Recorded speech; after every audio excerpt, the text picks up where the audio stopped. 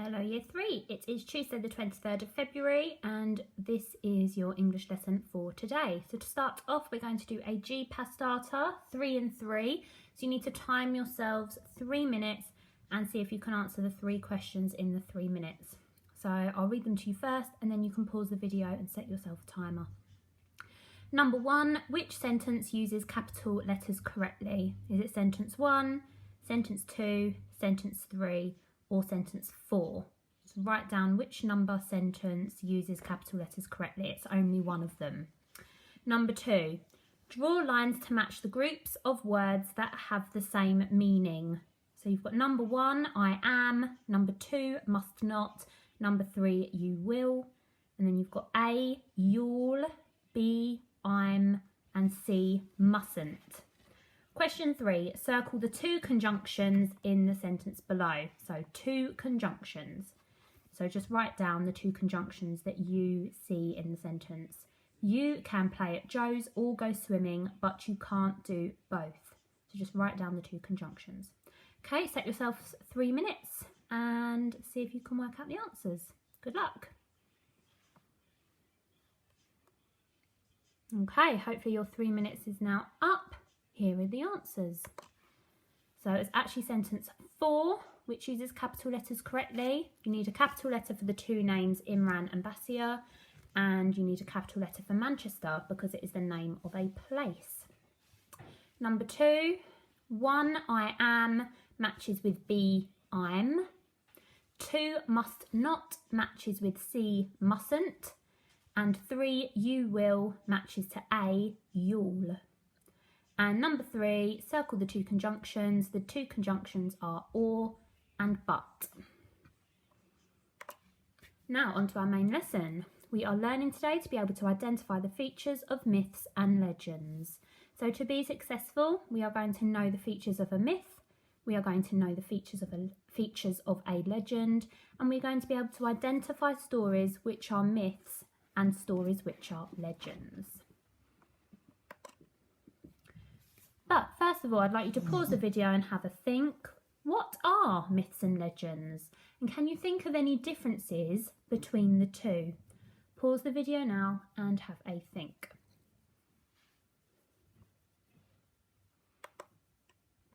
Okay, so what are myths? Myths are usually stories with a deep symbolic meaning. Certain myths have survived for thousands of years and they are often used to explain how the world began or how a certain culture was started. So key words you might find in a myth would be mortal, immortal, heroine. So, myths are usually stories with a deep symbolic meaning. Certain myths have survived for thousands of years and they are often used to explain how the world began or how a certain culture was started. Key words you might find in a myth are mortal, immortal, heroine, creatures, underworld, beginning of time, nymphs and hero. And some possible settings would be the heavens, earth, underworld or ancient cities. Now legends are stories that can be part truth. The stories usually involve a hero fighting monsters and they are often helped by magical creatures. They often involve the beliefs of the culture they are spawned from. So key words in a legend might be heaven, old world, angel, gods, demon, deity, dragon, kingdom. And settings for legends might be a kingdom, a land far, far away, clouds, or hell.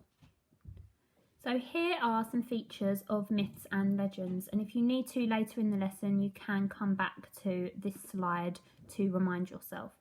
So, myths were created long ago to explain the mysteries of the world. They tell of miraculous or unbelievable events. They are rooted in sacred beliefs. The main characters are often gods or supernatural beings. They include a trial, journey or a quest. They often have opposites as the themes. So, for example, good and evil, wise and foolish. They include magical beasts or creatures. Now, legends are based on real characters, places or events. They usually have human main characters. They often focus on one character. They are usually told as episodes. So for example, there may be lots of legends about one character. They often have opposites, such as opposites as themes, such as good and evil or wise and foolish. And they also include magical beasts or creatures. So you'll notice the last two features on the myths and on the legends are similarities. So we've got a few differences, and then we've got some similarities at the bottom. Okay, now we're going to have a read of some myths or legends, some myths and legends, and decide, based on those features that we just looked at, whether the stories are myths or the stories are legends.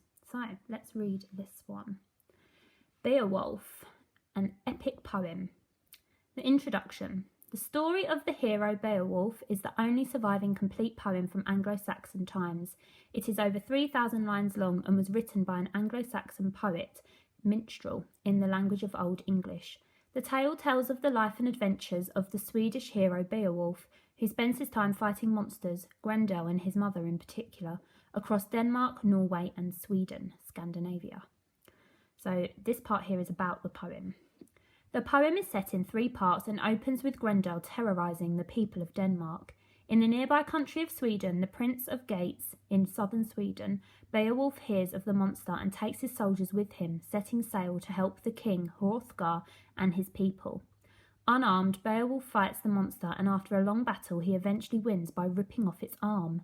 The Danish people are overjoyed and celebrate in the king's hall with Beowulf, but Grendel's mother has plans of her own. She takes revenge on Hrothgar by attacking the king's hall, killing the king's best friend and taking his body away, along with the arm of her dead son. Beowulf follows her to her underwater lair and fights another long and exhausting battle. At last he grabs a magical sword from her and kills her too. Beowulf and his soldiers set sail for home in Sweden. 50 years later, Beowulf is now king of the Geats, and in his own kingdom is being threatened by a fierce dragon. Once more, Beowulf takes his soldiers and sets off to fight. The battle is fierce, and all of the soldiers except one run for their lives. Beowulf is wounded, but still manages to cut the beast in half with his sword. So pause the video now. Let's have a look back to the features page. Pause the video now. Do you think Beowulf is a myth or a legend?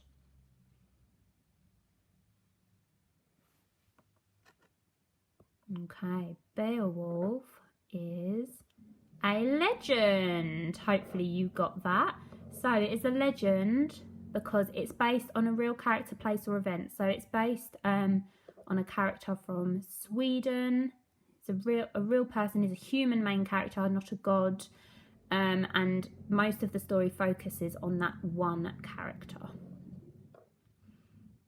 Okay, let's have a look at the next one. Myth or legend, Pandora's box.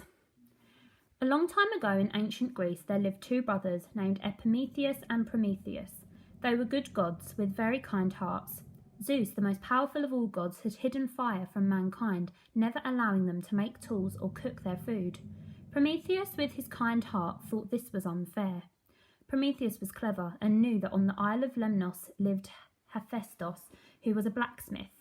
Zeus allowed Hephaestus to use fire to make things for the gods. Prometheus travelled to Lemnos and stole the fire from Hephaestus and gave it to man.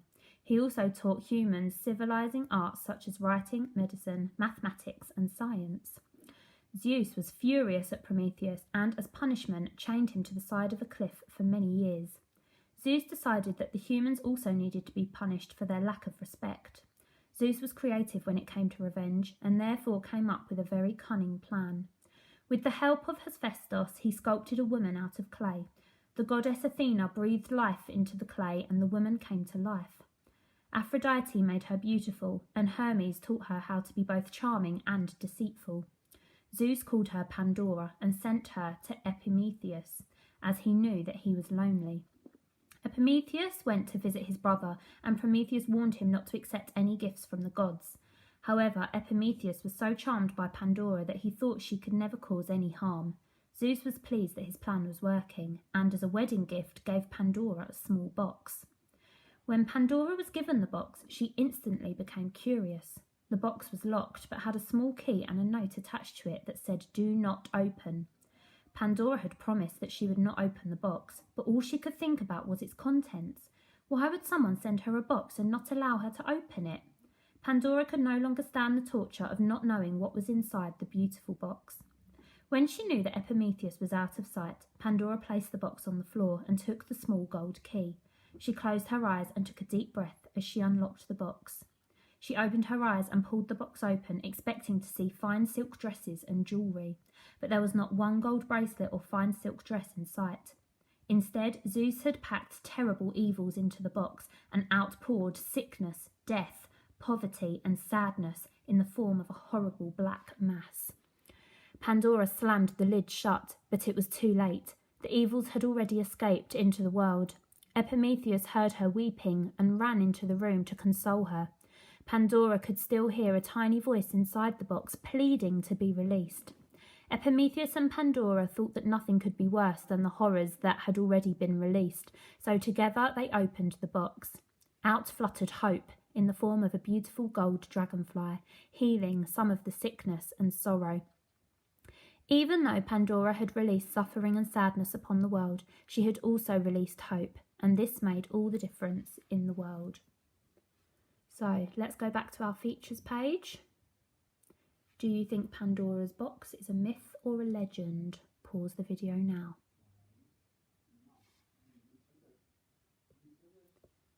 Okay, let's see if you were right. It was a myth. Okay, and this is a myth because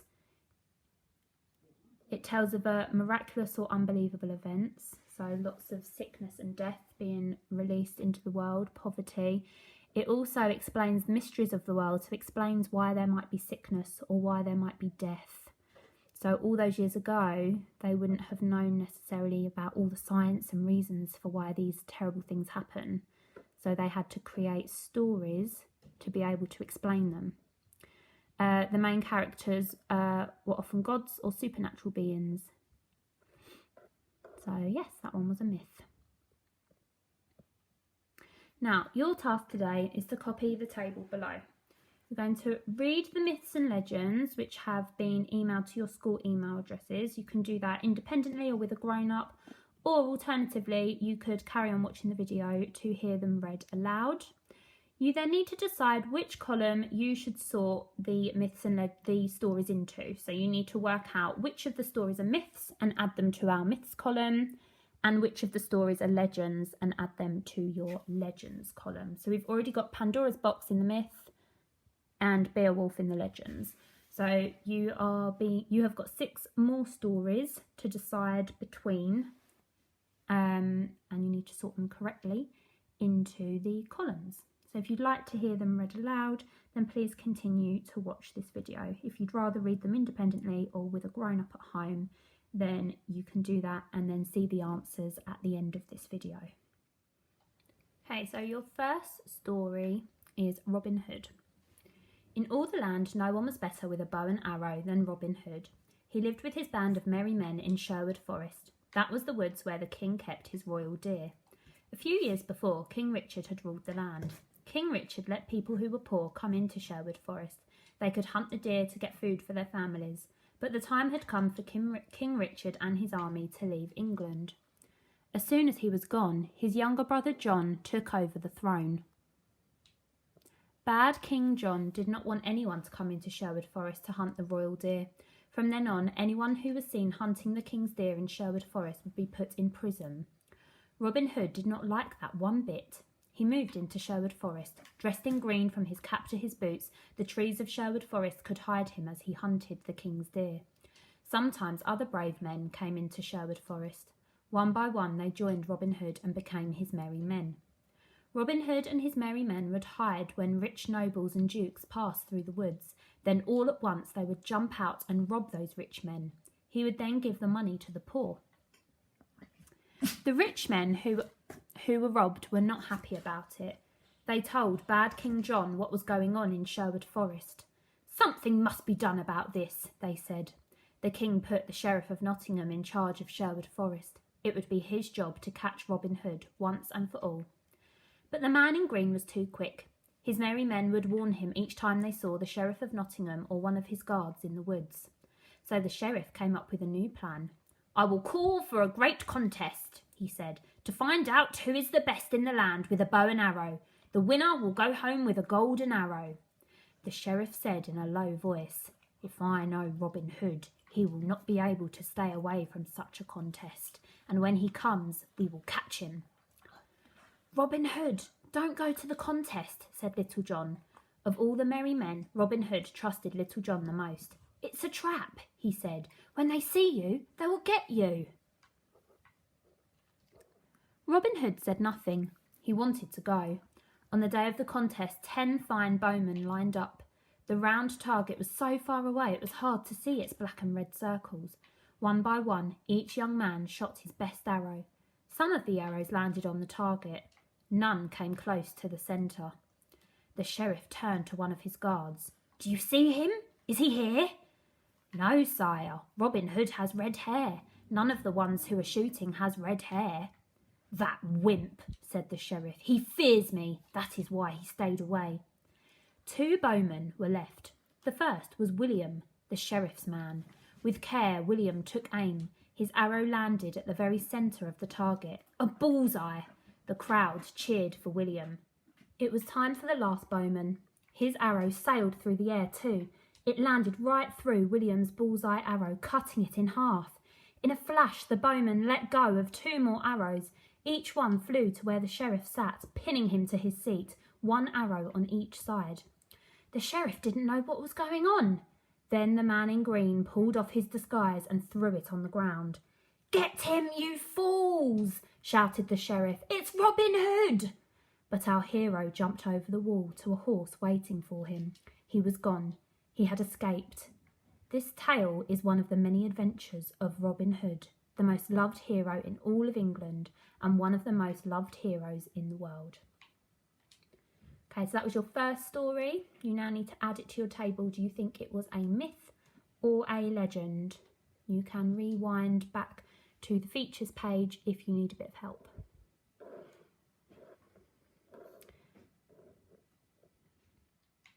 Okay, story number 2 is the story of Arachne. A long time ago, there lived a young Greek girl called Arachne. She was the daughter of a shepherd. From a young age, Arachne taught herself how to weave beautiful tapestries. She wove pictures of animals, flowers, and landscapes. By the time she was an adult, her work was so famous that people would travel for thousands of miles to see it. When people saw Arachne's work, they would tell her how talented she was.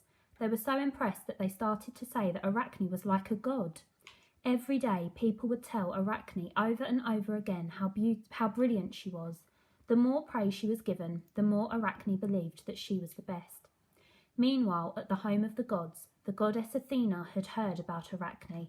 She was angered by the idea that someone would say that they were more talented than a god, so Athena hatched a plan to confront Arachne. A few days later, disguised as an old woman, Athena knocked on Arachne's door. "I have come to warn you," Athena rasped. "You should never have compared yourself to the gods. If you apologise now, Athena will forgive you." Arachne, who was surprised at what had just happened, looked at the old woman. "Ha!" she laughed. "Apologise? Why should I? You've seen my tapestries. I'm better than any human or any god. If Athena wants an apology, she can come down here and challenge me for it." By now, Athena was so angry that she threw off her disguise and revealed her true self. "I accept your challenge," she whispered to Arachne in a cold voice. Arachne got to her feet right away and began to gather the finest threads she had. Both women started weaving, and for hours the only noise that could be heard was the gentle sound of working hands. Several hours later, Athena declared that the competition was over and demanded that Arachne bring over her work. Arachne held up her tapestry to the lamplight. Her scene was beautiful. It showed gods being mean to humans and not being punished. Even in the low light, it was clear to see that this was a masterpiece. Athena's work, which showed the gods punishing humans who misspoke about them, was nowhere near as fine. Athena was furious that she had lost and immediately ripped Arachne's work into pieces. Arachne screamed at her to stop, but it was too late. The tapestry was ruined. Arachne fell to the floor and sobbed. She knew that nobody would buy her work now. However, Athena did not feel like Arachne had been punished enough. She took a small bag of herbs from her pocket and sprinkled them over Arachne. Suddenly, instead of 2 legs, Arachne now had 8 thin legs coming out of her sides. She was covered in tiny black hairs and a single thread of silk hung from her. "Well, you can now weave all day long," cried Athena, looking at the hideous creature in front of her. "You, a spider, better than the gods? I don't think so." That is the end of your second story. Now is the time to put it into your table. Do you think it is a myth or a legend? Remember, you can rewind back to the features page if you need some help. Our third story is King Arthur. In return for the magician Merlin helping them, King Uther and his wife Igraine gave their first baby Arthur to him, and they never saw him again. Merlin gave Arthur to a man named Sir Ector to raise, but Merlin never told Ector or Arthur that the baby was Uther's son. Uther died shortly after giving up his son, and since Uther did not have an heir that anyone knew about, fighting broke out in the country as everyone tried to become the new king. Arthur was not treated well at Sir Ector's, particularly by Sir Ector's son, Sir Kay, who teased him constantly. When Arthur was older, Merlin began to visit Arthur and teach him. The main thing Merlin tried to teach Arthur was that knowledge was more important than force. Merlin hoped that Arthur would become a wise king who would bring together all the various groups fighting for the crown. With all the fighting that was going on, the English nobles went to Merlin to ask for help. Merlin placed a sword in a huge stone and then placed them up on a high rock. Merlin told everyone that whoever could pull the sword out of the stone would be the new king. Many people tried to pull the sword from the stone, but no one could do it. When Arthur was 15 years old, Merlin took him to visit the sword in the stone. There was a large crowd gathered around the sword, and after many people, including Sir Kay, had tried to remove the sword, Arthur took his turn. He easily removed the sword and was pronounced the new king. Okay, so that is the end of your third story. Do you think it is a myth or a legend?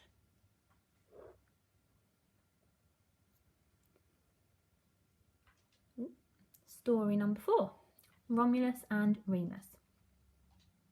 Romulus and Remus were twin boys born to a princess named Rhea Silvia.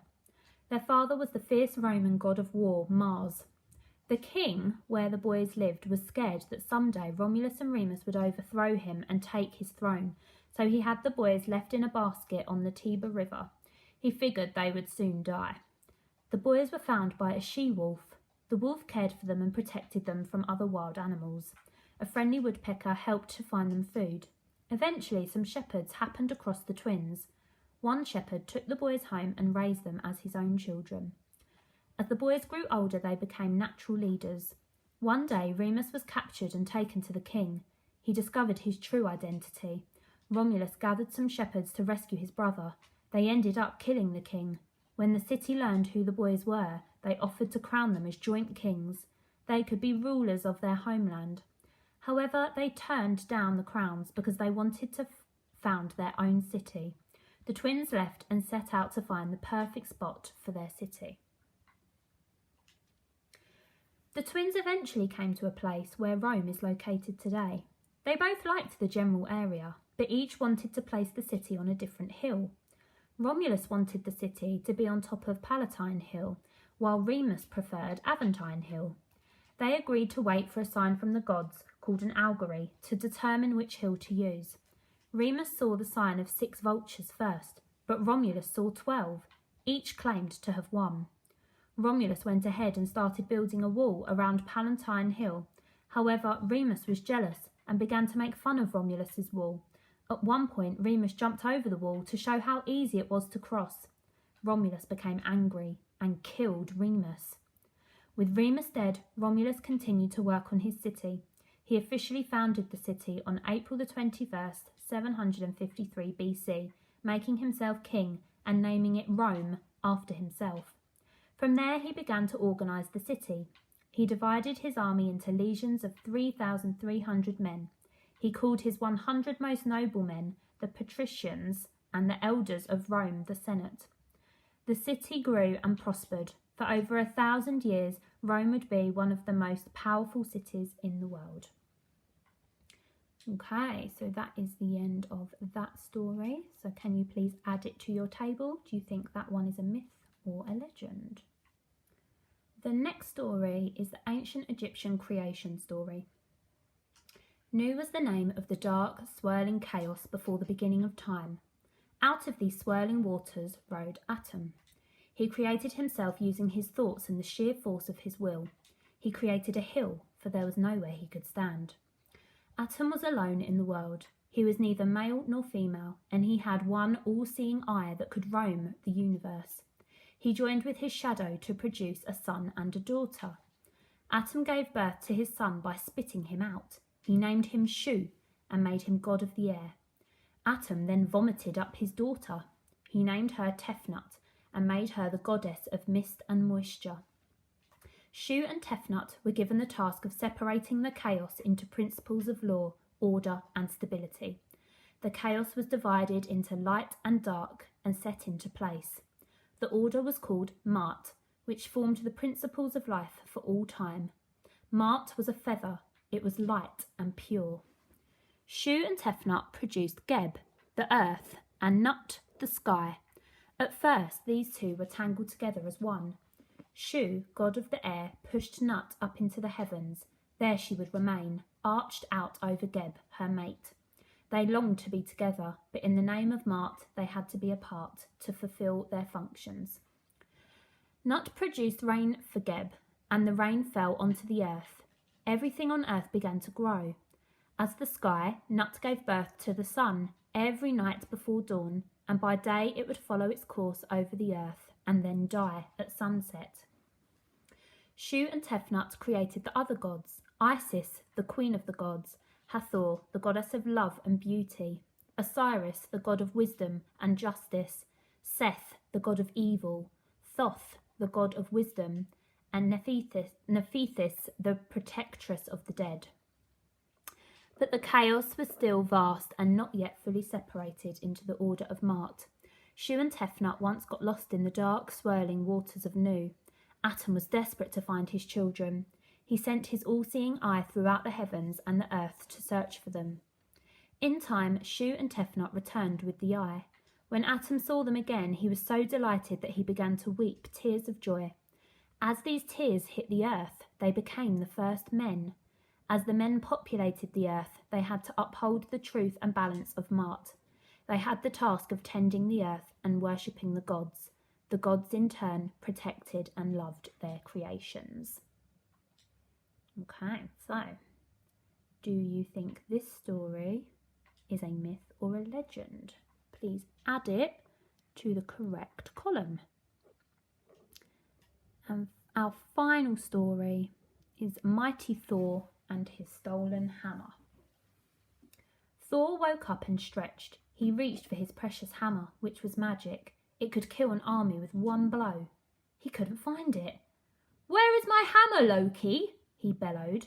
Loki, Thor's friend and the god of mischief, replied, "I haven't touched the hammer, I promise." For once, Thor could see that Loki was telling the truth. "Then it's stolen!" he cried angrily. He began pacing around the hall, his footsteps crashing through the skies like thunder. "Are you sure you haven't been lying on it?" Loki joked. "You fool!" Thor roared. "We must find it now!" Loki knew it would fall to him to think of a plan to get the hammer back. He also knew he'd better think quickly before Thor became even more desperate. The hammer, called Mjolnir, was extremely powerful. If it got into the hands of the evil giants, they would use it to attack Thor and the other gods. Although Loki was a joker, he was also clever. "I know," he gasped. "I'll ask Freya, goddess of beauty, to lend me her charmed falcon skin. Then I can fly over the kingdoms with a falcon's speed, searching for Mjolnir." Soon he was soaring through the skies over the lands of the giants, where he heard whispers that the brutal frost giant Thrym had stolen the hammer. Loki swept down beside Thrym. "I hear whispers that you have the hammer," Loki said bravely. Thrym, who was sharpening his sword, laughed until his enormous sides shook. It is 8 miles under the earth, he said, in a voice as cold as ice. I will give it back to you on one condition. You must bring Freya, goddess of beauty, to be my bride. Now. Loki flew back to Thor. I know where Mjolnir is, he cried. Thor stopped feasting and pushed his overflowing plate to one side. Where? Tell me, he demanded. Thrym has it, Loki replied, but we can have it if we bring him Freya to be his bride. Thor told Loki to go and take Freya. Loki obeyed. When Freya heard what Thrym wanted, she cried, Never! I'd rather die than marry that horrible giant. What now? Asked Thor, getting more and more worried, for he knew the destruction the giants could cause with the hammer. Loki suddenly shouted, I have a plan! We will give Thrym what he wants. Thor, you will dress up as Freya, and I will dress up as her bridesmaid. Then Thrym will be fooled. Thor grumbled as Loki dressed him up. The gods waved Thor and Loki away, and off they went. Thrym saw them coming across the evening sky and arranged a banquet to welcome his new bride. The hammer lay on the table too. He welcomed the travellers and invited them to eat. Thor, who was known for his greed, stupidly ate the whole ox and many salmon. Thrym looked at Thor suspiciously. She eats like a god, not a goddess, Thrym said. Thrym lifted the corner of his bride's veil. Thor panicked and grabbed the hammer as his bridal veil fell off. Thrym stared in horror. How could I have been so blind? Thor's face was as black as thunderclouds. Thor raised the hammer and with no mercy brought it down with a crushing blow on Thrym's head. He cheered loudly. Now he, the mighty Thor, had got back his hammer, and he would protect the land of the gods with it once again. So, can you now add the story of Thor's stolen hammer to the correct column? Do you think it is a myth or a legend? Hopefully by now you have completed your table. So we should now have 8 stories in the table, including Pandora's Box and Beowulf, which we did together earlier. And you should have sorted them into the stories that you thought were myths and the stories you thought were legends.